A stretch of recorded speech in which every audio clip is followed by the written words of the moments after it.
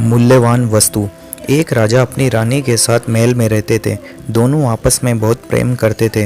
राजा का नाम था मयंक और रानी का नाम था गार्गी। अचानक राजा मयंक को न जाने क्या हुआ, उनका रानी गार्गी से मन भर गया। हुआ ये कि एक दिन उनके दरबार में एक ज्योतिषी आए। ज्योतिषी ने बताया कि रानी गार्गी के ग्रह राजा के ग्रहों से भी ज़्यादा अच्छे हैं। उन्होंने ये भी कहा कि हो सकता है कि कुछ वर्षों के बाद शासन रानी संभालने लगे। राजा को ये बात बिल्कुल भी अच्छी नहीं लगी। उसी दिन से वे रानी से ईर्ष्या करने लगे। एक दिन तो उन्हें इतना गुस्सा आ गया कि उन्होंने रानी को तुरंत महल छोड़कर जाने को कहा। वे रानी से बोले, हम चाहते हैं कि आप ये राजमहल छोड़कर अपने माता पिता के घर चली जाएं। रानी ये बात सुनकर बहुत दुखी हुई। उनको रोता हुआ देखकर राजा बोले, आपको ये महल और इसकी सुविधाओं को छोड़ने में तकलीफ़ होगी।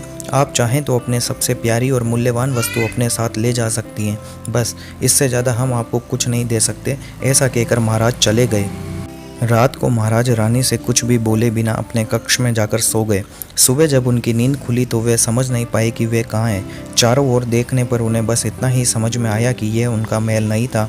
उनको बहुत आश्चर्य हुआ। तभी रानी वहाँ आई। रानी को फिर से अपने सामने देखकर वे क्रोधित हो गए और बोले, हम यहाँ कहाँ हैं? हम यहाँ कैसे आए और आप यहाँ क्या कर रही हैं? रानी ने मुस्कुराकर उत्तर दिया, महाराज, ये मेरे माता पिता का घर है। आपके आदेश के अनुसार ही मैं यहाँ आई हूँ। आप ही ने कहा था ना महाराज कि अपनी सबसे प्यारी और मूल्यवान वस्तु को मैं अपने साथ यहाँ ला सकती हूँ। मैंने वही किया। मेरी सबसे प्यारी और मूल्यवान वस्तु आप ही तो हैं। इसलिए रात को जब आप सो रहे थे तब सैनिकों की मदद से मैं आपको यहाँ ले आई, आप पलंग के साथ, जिससे कि आपकी नींद ना टूटे। राजा ने जब ये बात सुनी तो भावुक हो उठे। उन्हें अपनी गलती का एहसास हुआ। उन्होंने रानी से माफ़ी मांगी। राजा मयंक और रानी गार्गी अपने महल में आए और सदा प्रेम से रहे।